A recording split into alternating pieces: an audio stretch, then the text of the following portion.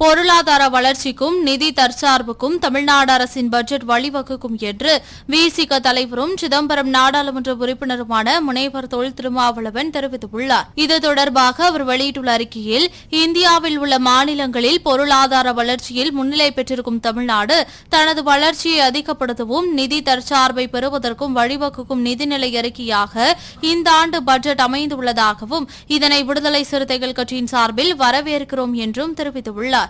இந்திய பொருளாதாரம் சுமார் 7% வளர்ச்சியை பெற்று வரும் நிலையில் தமிழ்நாடு அரசின் பொருளாதாரம் சராசரியாக 8% வளர்ச்சியை பெற்று வருவதாகவும், இந்தியாவின் நிலப்பரப்பில் 4% மட்டுமே உள்ள தமிழ்நாடு தேசிய மொத்த உள்நாட்டு உற்பத்தியில் 9.21% பங்களிப்பு செய்துள்ளதாகவும், அதுபோல தனிநபர் வருமான வளர்ச்சி தேசிய சராசரியை விட தமிழ்நாட்டில் அதிகமாக இருக்கிறது. தேசிய சராசரி 1.69 லட்சம் என்றும், ஆனால் 2022-23 தமிழ்நாட்டின் தனிநபர் வருமானமோ 2.78 லட்சமாக இருந்தது என்றும், தமிழ்நாட்டில் 2005 2006 36.54% இருந்த வறுமை நிலை 2022-2023 1.43% என குறைக்கப்பட்டுள்ளதாகவும், ஆனால் இந்திய அளவில் 2022-2023 ஆண்டில் வறுமை நிலை 11.28% இருந்தது குறிப்பிடத்தக்கது என்றும் விடுதலை சிறுத்தைகள் கட்சியின் தலைவரும் சிதம்பரம் நாடாளுமன்ற உறுப்பினருமான முனைவர் தொல் திருமாவளவன் குறிப்பிட்டுள்ளார். இந்த பட்ஜெட்டில் தற்போது செயல்படுத்தப்பட்டு வரும் வளர்ச்சி திட்டங்களுக்கு கூடுதல் நிதி ஒதுக்கப்பட்டு இருப்பதோடு பல்வேறு கட்டமைப்பு மேம்படுத்தப்பட்ட திட்டங்கள் புதிதாக அறிவிக்கப்பட்டுள்ளதாகவும், சென்னைக்கு அருகே சுமார் 2000 ஏக்கர் பரப்பளவில் உலகத்தர வசதிகளுடன் கூடிய புதிய நகரம் உருவாக்குவதற்கான பணிகள் விரைவில் தொடங்கப்படும் என்று அறிவிக்கப்பட்டிருப்பது பாராட்டத்தக்கது என்றும், கலைஞர் நகர்ப்புற மேம்பாட்டு திட்டத்திற்கு 2000 கோடி ரூபாய் நிதி ஒதுக்கீடு செய்யப்பட்டுள்ளதாகவும், திருவான்மியூர் உத்தண்டி 4 வழித்தட உயர்மட்ட சாலை 2100 கோடி ரூபாய் செலவில் அமைக்கப்படும் என்ற அறிவிப்பும், ஒரகடம் செய்யாறு தொழில் வழித்தடம் 2050 கோடி செலவில் உருவாக்கப்படும் என்ற அறிவிப்பும் வரவேற்கத்தக்கவை என்றும், கடலூர், விழுப்புரம் ஆகிய தொழில் வளர்ச்சியில் பின்தங்கிய மாவட்டங்கள் உட்பட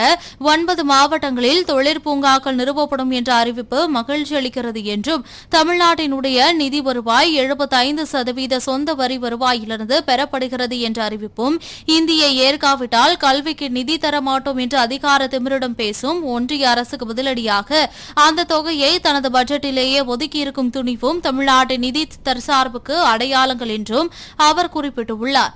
கல்விக்கு முன்னுரிமை கொடுக்கும் தமிழ்நாடு முதலமைச்சர் இந்த நிதிநிலை அறிக்கையிலும் கல்விக்காக பல்வேறு திட்டங்களை அறிவிக்க செய்திருக்கிறார் என்றும்,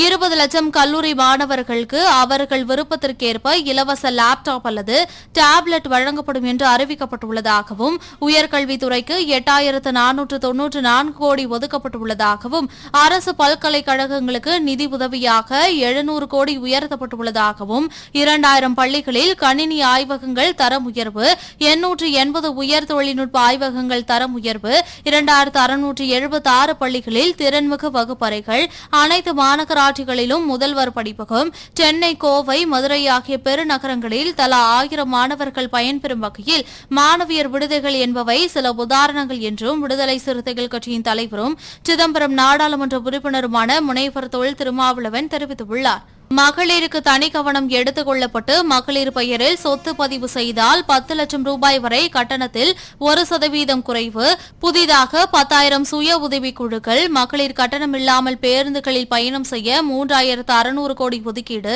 கர்ப்பப்பை வாய் புற்றுநோய் தடுப்பூசி திட்டத்தை செயல்படுத்திட 36 கோடி ரூபாய் ஒதுக்கீடு செய்யப்பட்டிருப்பது உள்ளிட்ட அறிவிப்புகள் வரவேற்கத்தக்கவை என்றும், கல்வி, சுகாதாரம் ஆகியவற்றில் வெற்றிகரமாக விளங்கும் தமிழ்நாடு மேம்படுத்தப்பட்ட சமூக பாதுகாப்பு திட்டங்களின் வாயிலாக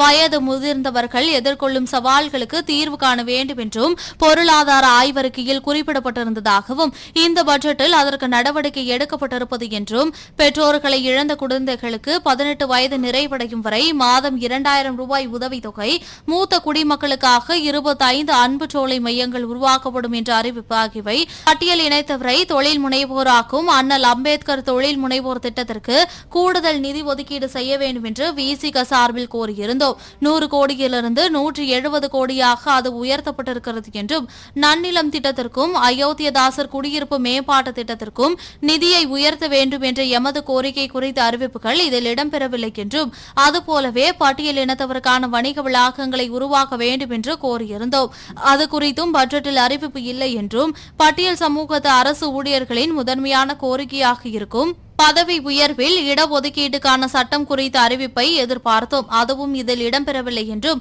ஒருவேளை மானிய கோரிக்கை அறிவிப்புகளில் அவை இடம்பெறக்கூடும் என்று கருதுகிறோம் என்றும் விடுதலை சிறுத்தைகள் கட்சியின் தலைவரும் சிதம்பரம் நாடாளுமன்ற உறுப்பினருமான முனைவர் தொல் திருமாவளவன் தெரிவித்துள்ளார். எமது நீண்ட நாள் கோரிக்கையை ஏற்று பட்டியல் இனத்தவர் துணை திட்டம், பழங்குடியினர் துணை திட்டம் ஆகியவற்றை உறுதி செய்வதற்கான சட்டம் இயற்றப்பட்டு அதற்கான மாநில கவுன்சிலும் உருவாக்கப்பட்டுள்ளதாகவும், இந்த பட்ஜெட்டில் துணை திட்டங்களுக்கான நிதி ஒதுக்கீடும் அவற்றை செலவிடுவதற்கான முன்னுரிமைகளும் மாநில கவுன்சிலின் பரிந்துரைகள் அடிப்படையில் அமைந்திருக்கும் என்று நம்புவதாகவும் அவர் குறிப்பிட்டுள்ளார். தமிழ்நாடு அரசின் பொருளாதார அணுகுமுறையை மதிப்பிடும் வல்லுநர்கள் அதில் பட்டியல் இனத்தவர், பழங்குடியினர் உள்ளிட்ட விளிம்பு நிலை மக்களை உள்ளடக்குவதில் இருக்கும் போதாமையை சுட்டிக்காட்டுகின்றனர் என்றும், அதுபோலவே நிதி வருவாய் பெருக்கத்தில் தமிழ்நாடு அரசு பின்தங்கியிருப்பதையும் சுட்டிக்காட்டியுள்ளனர் என்றும், இந்த பட்ஜெட்டை பார்க்கும்போது நிதி வருவாய் பெருக்கத்துக்கு தமிழ்நாடு அரசு அக்கறை எடுத்துக் கொண்டிருப்பதை காண முடிகிறது என்றும், ஆனால் பட்டியல் சமூகத்தவர், பழங்குடியினரை உள்ளடக்குவதில் இன்னும் பழைய நிலையிலேயே நீடிப்பது போல் தெரிகிறது என்றும்,